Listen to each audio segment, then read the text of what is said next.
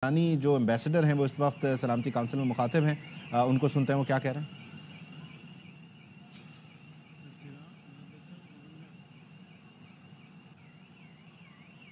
Alarm, Madam President.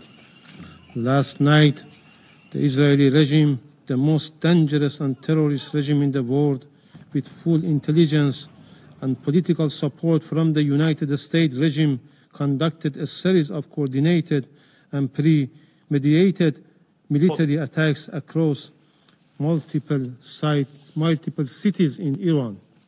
These acts of aggression and unlawful strikes target peaceful nuclear facilities, military sites, vital civilian infrastructure, and residential areas.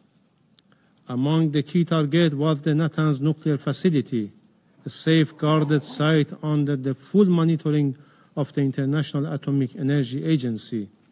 Madam President, we strongly and unequivocally condemn the barbaric and criminal attack. A series of targeted assassinations were against senior military officials, nuclear scientists, and innocent civilians. So far, 78 people, including senior military officials, have been martyred and over 320 others injured. The overwhelming majority of them civilians, including women and children. Earlier today, Israel continued its act of aggression against Iran, once again targeting multiple civilian and military sites across several Iranian cities. These deliberate and systematic killings were not only illegal, but inhuman, a chilling display of calculated aggression. These atrocities constitute clear act of state terrorism and flagrant violation of national law. Madam President, the inaction of the United Nations, the Security Council, and the IAEA, despite repeated and documented warning by Islamic Republic of Iran regarding Israeli threats against its nuclear sites, have seriously undermined the credibility and authority. Their silence in the face of repeated Israeli provocation has emboldened this rogue regime to escalate its violation and cross every red line. Let us be clear. This reckless attack on safeguarded nuclear facilities defied not only the fundamental principles of international law, but also basic common conscience. Any damage to these facilities risks catastrophic radiological consequences that would not be confined to Iran, but could spread across the region and beyond. Only a regime devoid of humanity and responsibility would endanger millions of lives in pursuit of its destructive ambitions.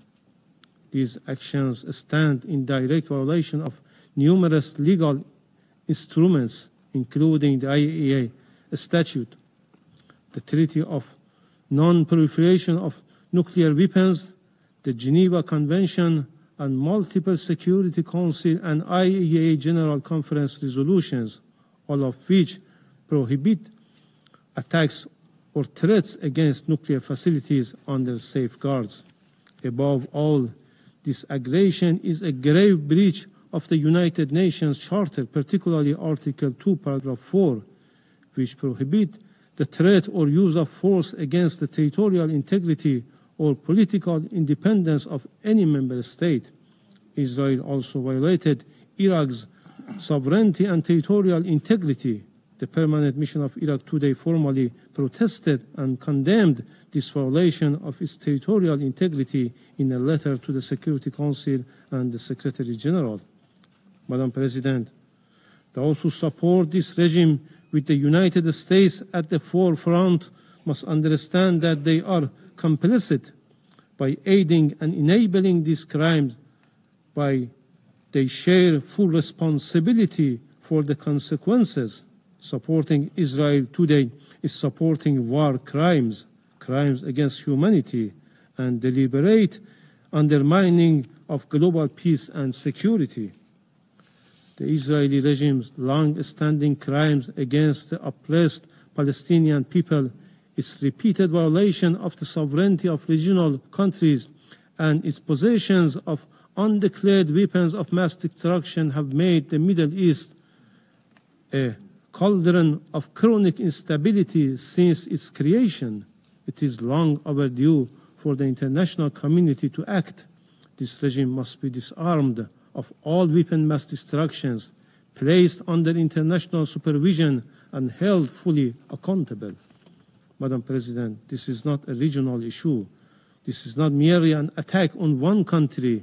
This is a direct assault on the international order, an attack on the Charter of the United Nations, the UN system, the global nuclear non-proliferation regime, as well as the authority of the IAEA. Israel's leadership, including its criminal prime minister, has shamelessly and publicly claimed responsibility for these heinous acts. Israeli officials say that this aggression aims to wreak nuclear talks. This confession alone is enough to reveal the real motive behind the attack: to kill diplomacy, to sabotage negotiation, and to drag the region into wider conflict. This leaves no room for denial.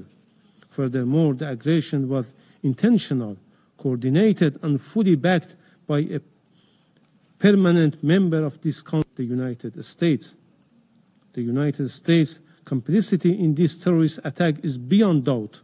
The officials of the United States have expressly and brazenly confessed the willful aid and assistance in the crimes and gross violation that Israeli regime committed as of last night, including the deliberate transfer of arms. We will not forget that our people lost their lives as a result of the Israeli attacks with American weapons. These actions amount to declaration of war.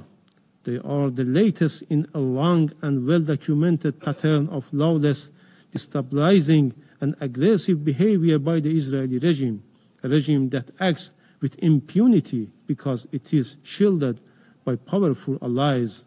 This must end. Madam President, the Security Council must act now, firmly and decisively. In 1981, this very council responded unanimously to the Israeli military attack on Iraqi Osirak nuclear reactor by adopting Resolution 487, which unequivocally condemned the aggression as a flagrant violation of the Charter of the United Nations and international law.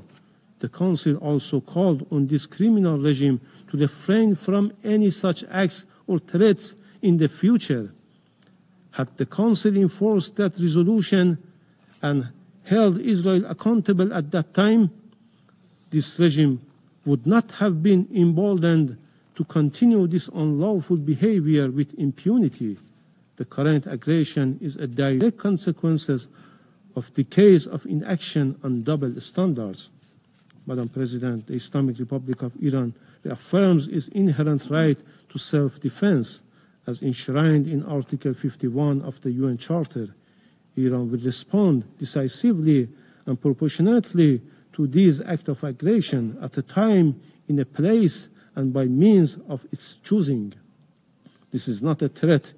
This is the natural, legal, and necessary consequence of an unprovoked military attack. Iran's response will be firm, lawful, and essential to restore deterrence, defend our sovereignty, and uphold the principles of international law. No aggressor can be allowed to act with impunity. Madam President, we have requested this emergency meeting because we expect this Council to fulfill its Charter mandate. The Security Council must condemn, in the strongest possible term, Israeli unlawful aggression. It must take immediate, concrete measures to hold the Israeli regime accountable and to the further corrosion of international peace and security. Anything less would signal to collapse of the international system and invite chaos. Let me conclude with a simple and undeniable truth. Israel attacked Iran. Israel violated international law and the UN Charter, and Israel must be held accountable. The Security Council must act now and stop this act of aggression immediately. Silence is complicity in this crime. I thank you.